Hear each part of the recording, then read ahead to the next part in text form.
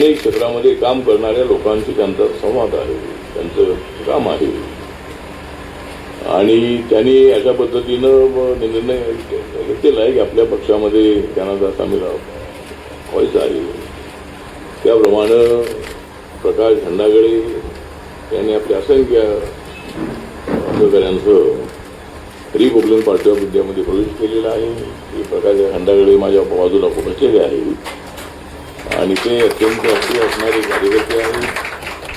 त्यांच्यासोबत अनेक मुंबई शहरामधले युवा कार्यकर्ते, मुख्य समितीचे कार्यकर्ते, मायनॉरिटी सेलचे कार्यकर्ते आणि महिला आघाडीचे अनेक महिला त्यांच्यासोबत त्या पक्षामध्ये आज RPIमध्ये येत आहेत. त्याचा मला स्वतःला आनंद आहे की मुंबई शहरामध्ये रिपब्लिकन पक्षाला मजबूत करणं अत्यंत आवश्यक आहे आणि मुंबईमध्ये रिपब्लिकन पक्षाची ताकद मोठी आहे. म्हणजे आपला गट जो आहे हा पूर्वी 12 नगरसेवक निवडून आणणार आपला ग्रुप आहे. दुसऱ्या कुठल्याही ग्रुपला या ठिकाणी तशा जागा निवडून आणता आलेल्या नाही आहेत आणि बाळासाहेब आंबेडकरांचा चंद्रकांत हांडोरे एक वेळ त्यांच्या ग्रुपमध्ये होते, ते त्यांच्या वतीने एकदा निवडून आले होते फार पूर्वी. पण नंतर मुंबईमध्ये नगरसेवक झाले. आपले 12 नगरसेवक आपल्या ग्रुपचे होते. एकदा 4 नगरसेवक रिपब्लिकन ऐक्याच्या वेळेलाही आम्ही सगळे उमेदवार गेले होते, अनेक उमेदवार. त्यावेळेला बाळासाहेब आंबेडकर, गवई साहेब, कवाडे सर आणि मी आम्ही सगळेजण आम्ही एकत्र होतो. तर त्यावेळेला आम्ही निवडणूक लढलो होतो. त्यावेळेला 4 लोक निवडून आले होते, ते माझ्या ग्रुपचे होते. ग्रुपचे म्हणजे RPIचे होते पण होते. त्यामुळं मुंबई शहरामध्ये आपल्या ग्रुपची ताकद झोपडपट्ट्यांमध्ये मोठी आहे. त्यानंतरच्या मुवमेंटच्या काळामध्ये वस्तीमध्ये आमच्या छावण्या होत्या, आताही आहेत. झोपडपट्टीच्या प्रश्नांसाठी आम्ही लढे केलेले आहेत आणि झोपडपट्टीत राहणाऱ्या माणसांसाठी आम्ही अशी मागणी केलेली होती की झोपड्या तुमच्या अनधिकृत असतात, आमच्या झोपड्या अनधिकृत आहेत असं तुम्ही म्हणता, पण निवडणुकीच्या वेळेला मात्र आम्ही सगळे अधिकृत असतो, मतदार मात्र आम्ही अधिकृत असतो आणि झोपड्या आमच्या अनधिकृत असतात. त्यामुळं रोटी, कपडा आणि मकान देण्याची जबाबदारी सरकारची आहे आणि तुम्ही आम्हाला घर दिलं नाही म्हणून आम्ही मोकळ्या जागेमध्ये आमच्या झोपड्या वगैरे केलेल्या आहेत आणि झोपड्या तोडल्या तरी आम्ही जाणार कुठे. आम्ही काही पाकिस्तानमध्ये जाऊ शकत नाही, बांगलादेशमध्ये नाही जाऊ शकत. तर जे मुंबई शहरामध्ये आलेले जे लोक आहेत त्याच्यामध्ये महाराष्ट्रातले तर लोक आहेत, अनेक जिल्ह्यातले, कोकणातले, पश्चिम महाराष्ट्रातले, मराठवाड्यातले मोठ्या प्रमाणात लोक आहेत, उत्तर महाराष्ट्रातले आहेत, विदर्भातले लोक इथं आहेत आणि सर्व देशातले लोक या ठिकाणी आलेले आहेत. कारण मुंबई शहर हे आर्थिक राजधानी आहे. मुंबईत आलेल्या प्रत्येक व्यक्तीचा, तो कुठल्याही जातीचा, धर्माचा, भाषेचा असो, त्याचा सन्मान मुंबईने केलेला आहे आणि मुंबईच्या आर्थिक राजधानीच्या या मुंबईला आर्थिक राजधानीचा दर्जा जो मिळालेला आहे तर त्याच्यामध्ये सगळ्यांचा वाटा आहे. मराठी माणसांचा 90% वाटा आहेच आहे, बाकीच्या लोकांचा याच्यामध्ये काही वाटा आहे. तर मुंबईत आलेल्या प्रत्येक माणसाला पोट भरता आलेला आहे. मुंबईत आलेला माणूस परत जात नाही आहे आणि आर्थिक राजधानी असल्यामुळं सगळे लोक इथे ना या काका या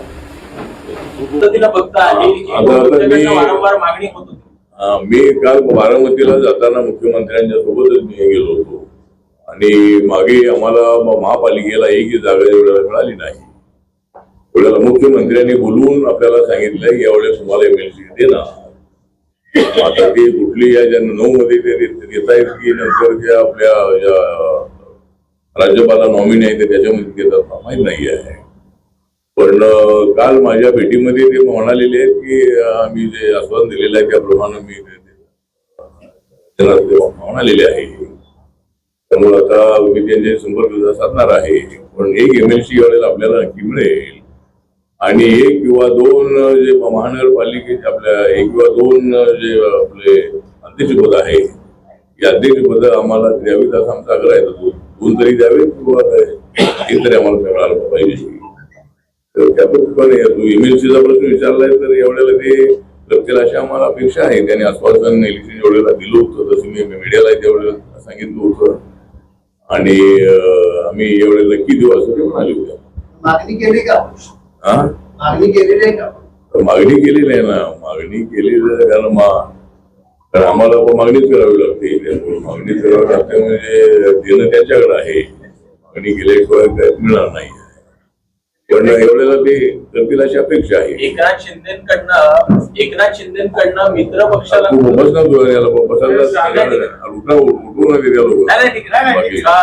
शिंदेकडनं बच्चू कडू यांचं नाव कुठेतरी निश्चित होताना दिसत आहे. मित्र पक्ष मानला जातो एकनाथ शिंदेचा. मात्र भाजपचे जे काही मित्र पक्ष आहेत त्यांना कुठेतरी डावललं जात आहे असं तुम्हाला वाटतं? एकूणच काय डावललं जाते असं काय नाही. बीजेपीकडे लोकांची एवढी मोठी गर्दी झालेली आहे की कुणाला काय द्यायचं संभ्रमामध्ये मुख्यमंत्री आहे. एवढ्या लोकांना आश्वासन दिलेली आहे की याला तिकीट नाही मिळालं की तुला हे देऊ ते देऊ असं सगळ्यांना सांगावं लागतंय. माझ्याकडे जे लोक येतात त्यांना मी सांगत असतो तुला मी येणार आहे, तरी देणार आहे का सांगत नाही. ठीक आहे त्यांचे झालेलं आहे. पण आता बच्चू कडू यांना एकनाथ शिंदे देत असेल तर चांगली गोष्ट आहे. बच्चू कडू यांनी आमच्या महायुतीसोबत राहिलं पाहिजे. कडूंना जर तिकीट द्यायचं असेल, बच्चू कडू अत्यंत संघर्षशील नेते आहेत. शेतकऱ्यांसाठी त्यांनी मोठा लढा उभा केलेला होता. त्यांच्यासारखा एक माणूस विधिमंडळामध्ये असणं अत्यंत आवश्यक आहे. त्यामुळे एकनाथ शिंदेच्या बरोबर ते आले होते. अपक्ष 10 जे होते त्याच्यामध्ये बच्चू कडू सुद्धा होते. आणि आमचं सरकार महायुतीचं बनवण्यामध्ये त्यांचा मोठा वाटा आहे. त्यांचा आहे मध्यंतरी थोडं त्यांचं आंदोलन एकदम सुरू झालेलं होतं आणि कर्जमाफीसाठी आणि महाराष्ट्र सरकारने कर्ज माफी केलेलं आहे. एक टप्पा जो आहे तो 2 लाख कर्ज जे होतं ते माफी केलेलं आहे. आणि राज्याचा जो खजिना आहे तो सुद्धा तेवढा भरील जाता नाही आहे. त्यामुळं हळूहळू तसा निर्णय होणार आहे. ठीक आहे, तर बच्चू कडूंना जर मिळत असेल तर त्यांचं अभिनंदन आहे. मराठी माणसांनी इतर भाषिकांना सुद्धा मोठ्या प्रमाणामध्ये सहकार्य केलेलं आहे. त्यामुळे ठीक आहे, तर मुंबई शहराला मजबूत करणं, मुंबई शहराला समृद्ध करणं, त्या बिल्डिंग बांधायची असतील तर मजूर आणायचे कुठून, म्युन्सिपाल्टीमध्ये कॉन्ट्रॅक्ट लेबर आणायचे कुठून, घरामध्ये काम करणाऱ्या महिला किंवा पुरुष आणायचे कुठून. त्यामुळे या सगळ्या लोकांची मुंबईच्या डेव्हलपमेंटला आवश्यकता आहे. आणि म्हणून त्यांच्या आता SRA स्कीम जी आहे, SRA स्कीम सध्या मुंबईमध्ये मोठ्या प्रमाणामध्ये सुरू आहे. आणि आज मी वर्तमानपत्रामध्ये वाचलं की मोतीलाल नगर जे आहे, कोरेगावच्या पश्चिमेला असणारं मोतीलाल नगर जे आहे त्या ठिकाणी घर मोठी मोठी आहे. घर आता आहे पण त्यांनी मागे वाढवलं, इकडे वाढवलेलं आहे. तर त्या ठिकाणच्या लोकांना 1600 स्क्वेअर फीट कार्पेट एरियाचं घर देण्याचा निर्णय झालेला आहे, भाड्याने घेतलेला आहे. तर 1600 फुटाचं घर त्यांना कार्पेट एरियाचं मिळणार आहे. त्यामुळे मोतीलाल नगरचंही डेव्हलपमेंट चांगलं होणार आहे. अनेक झोपड्या ज्या आहेत त्या डेव्हलप होत आहे. त्याच्यामध्ये आमची मागणी अशी आहे की थोडं 300 फुटाच्या घराचं जे आहे त्याचं थोडं वाढवू, 400-450 फुटाचं देता आलं तर त्याचा विचार थोडा राज्य सरकारने करावा. आम्ही मुख्यमंत्र्यांची बोललेलो आहे. आणि बिल्डरला मात्र त्याच्यामध्ये अडचण नाही. 300 फुटाचं घर मिळतंय कार्पेट एरियाचं, त्याच्यामध्ये जे घर आहे त्याच्यामध्ये 300 फूट जे आहे ते बिल्डरला विकायला मिळतात. 400 किंवा 450 फूट घर जर या झोपडपट्टीला दिलं तर बिल्डरला तेवढं घर विकायला मिळणार आहे. बिल्डरला काय त्यामध्ये थोडा नाही आहे. आणि महाराष्ट्र सरकारलाही आपल्या सरकारलाही त्यामध्ये पैसे मिळतात. बिल्डर एक झोपडी एक स्लम डेव्हलप करत असताना काही रक्कम त्यांना राज्य सरकारला भरावी लागते. त्यामुळे ठीक आहे, तर सरकारला काही त्यामध्ये अडचण नाही आहे. म्हणून ठीक आहे, तर असे अनेक प्रश्न आहेत.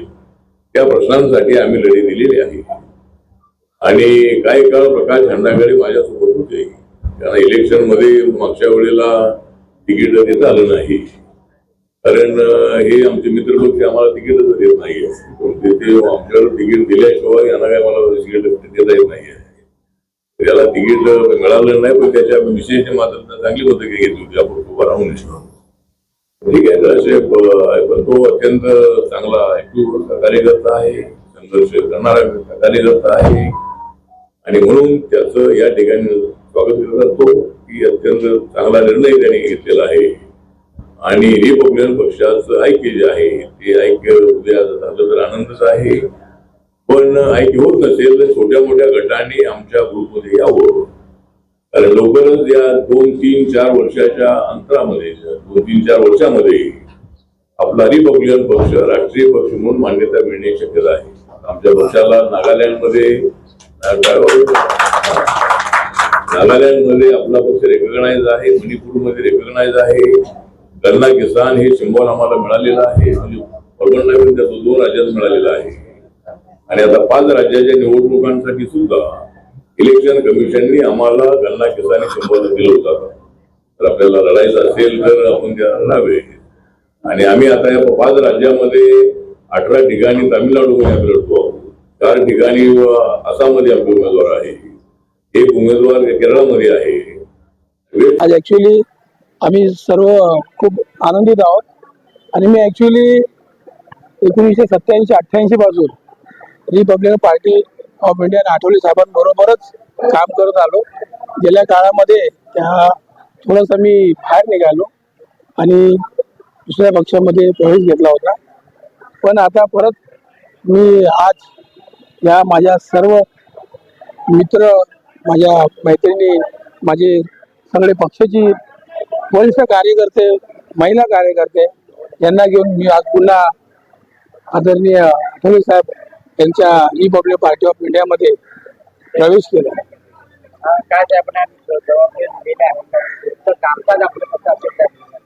आमच्या बरोबर जे वरिष्ठ मंडळी आलेली आहे त्यांचा आम्ही साहेबांना पूर्ण लेखाजोखा दिलेला आहे.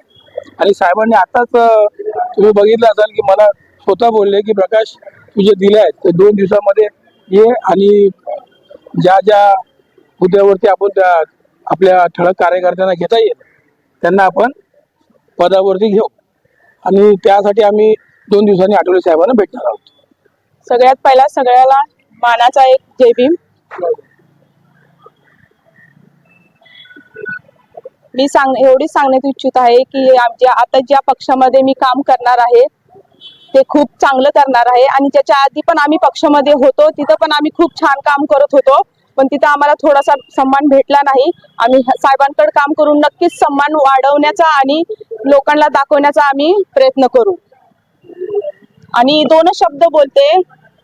असं बोललं होतं आम्हाला की साथ द्या आम्हाला सत्ता देऊ तुम्हाला, साथ द्या आम्हाला सत्ता देऊ तुम्हाला. सत्ता काय दिली नाही आम्हाला, पण पक्षातून बाहेर निघावं लागलं आम्हाला. सर्वांना जय भीम, जय महाराष्ट्र, जय शिवराज, जय संविधान.